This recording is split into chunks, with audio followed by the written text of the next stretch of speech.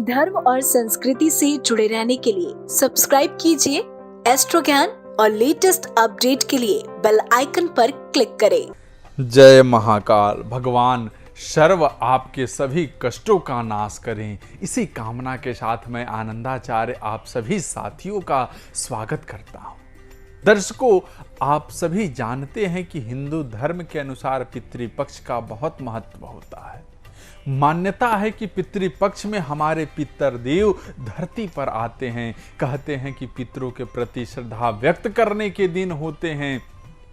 श्राद्ध पक्ष माना जाता है कि पितृपक्ष का वक्त बहुत ही अच्छा होता है पितरों का आशीर्वाद पाने के लिए।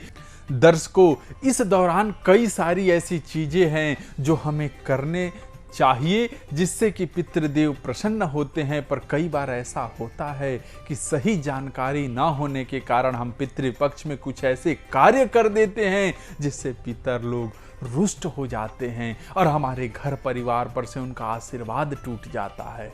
आज के कार्यक्रम में आपको इस विषय पर ही जानकारी देने वाला हूं। आज मैं आपको बताऊंगा कि पितृपक्ष में आपको क्या करना चाहिए और इन कार्यों को करने से परहेज क्यों करना चाहिए।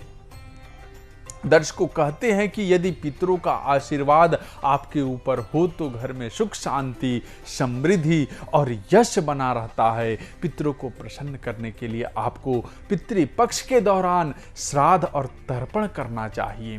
पंचमी, अष्टमी, नवमी, चतुर्दशी, अमावस्या और पूर्णिमा को पितरों के नाम से गरीबों, जरूरतमंदों को भोजन कराना चाहिए। पितृपक्ष में श्राद्ध वाले दिन ब्राह्मण भोज का बहुत महत्व है। शास्त्र के अनुसार श्राद्ध वाले दिन पितृ स्वयं ब्राह्मण के रूप में उपस्थित होकर भोजन ग्रहण करते हैं। इसलिए अपने पितरों के श्राद्ध के दिन आपको ब्राह्मण को आमंत्रित कर पितरों की पसंद का भोजन ब्राह्मणों को कराना चाहिए। साथ ही कौओं को, गायों को, चींटियों को और बिल्लियों को भी भोजन साथ में कराना चाहिए।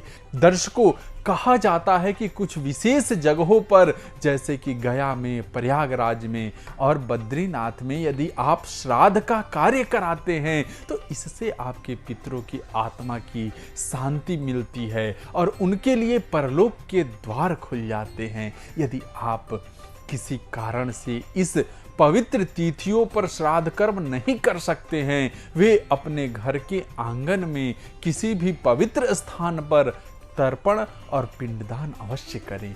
इससे आपके पितरों को मोक्ष की प्राप्ति होगी। श्राद्ध कर्म करते वक्त समय का जरूर ध्यान रखें। श्राद्ध कर्म के दिन उस पहर में करना चाहिए जब चारों ओर रोशनी हो, अर्थात श्राद्ध कर्म रात में, शाम में, सुबह के दौरान नहीं करने चाहिए। पिंडदान करते समय आप काला तिल का उपयोग अवश्य करें। पितृपक्ष में श्राद्ध करने वाले व्यक्ति को ब्रह्मचर्य का सख्ती से पालन करना चाहिए। दर्शकों, ऐसा माना जाता है कि पितृपक्ष के पखवाड़े में पितरदेव लोग किसी भी रूप में आपके घर आ जाते हैं।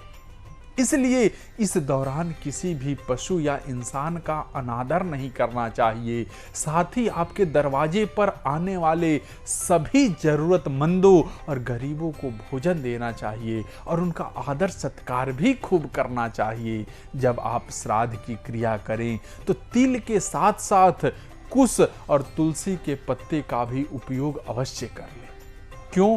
क्योंकि तिल जो है, भगवान विष्णु ने स्वयं गरुड़ पुराण में कहा है कि ये मेरे पसीने द्वारा बना हुआ है और साथ ही मेरे रूम से उत्पन्न हुआ है कुशा, और तुलसी का तो कथा आप सब जानते हैं। इसलिए इन तीनों का श्राद्ध में जरूर उपयोग करना चाहिए। श्राद्ध के माह में ब्राह्मणों और गरीबों को गौदान, अन्नदान, वस्त्रदान और तांबे की वस्तुओं का दान करना भी शुभ होता है। पितृपक्ष के दौरान अग्नि पुराण और गरुड़ पुराण की कथाओं का पाठ करना चाहिए और संभव हो तो 16 दिन तक रोज श्रीमद् भगवद गीता का पाठ करना चाहिए। साथ ही पितृपक्ष मंत्र का भी जाप कर सकते हैं आप।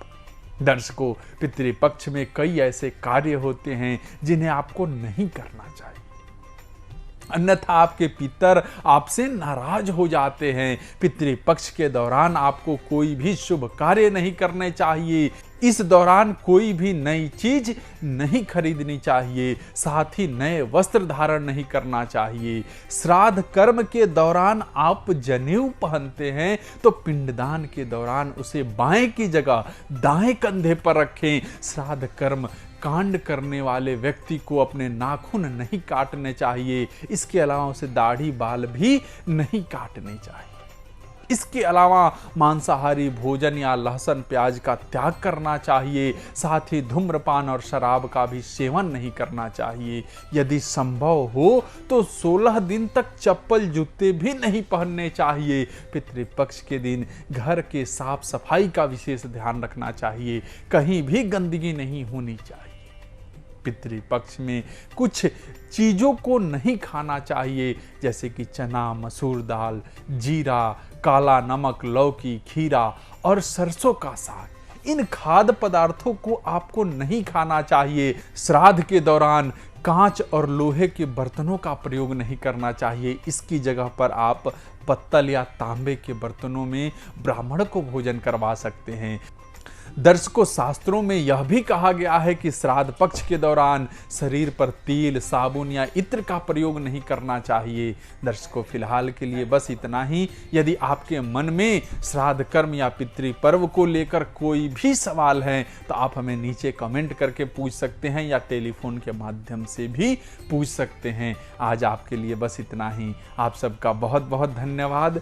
जय महाकाल। धर्म और संस्कृति से जुड़े रहने के लिए सब्सक्राइब कीजिए एस्ट्रो ज्ञान और लेटेस्ट अपडेट के लिए बेल आइकन पर क्लिक करें।